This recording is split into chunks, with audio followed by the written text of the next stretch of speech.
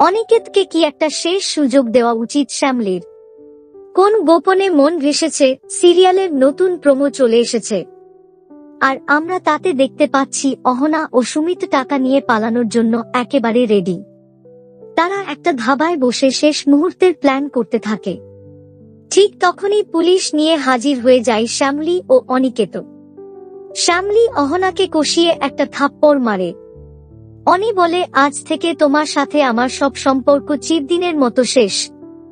এরপর অহনা ও সুমিতকে ধরে নিয়ে চলে যায় পুলিশ।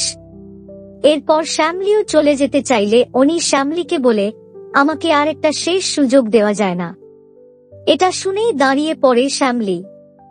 শ্যামলীর মুখ চোখ দেখে স্পষ্ট বোঝা যাচ্ছিল যে শ্যামলী এই কথাটা শোনার জন্যই বোধহয় এতদিন ধরে অপেক্ষা করছিল।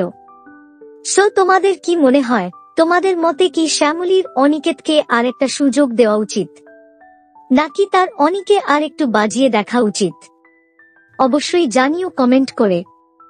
দেখুন কোন গোপনে মন ভেসেছে সোম থেকে শনি রাত 8:30 শুধুমাত্র জি বাংলায়। এইরকম সমস্ত আপডেট সবার আগে পেতে অবশ্যই আমাদের চ্যানেলটি সাবস্ক্রাইব করে নিও।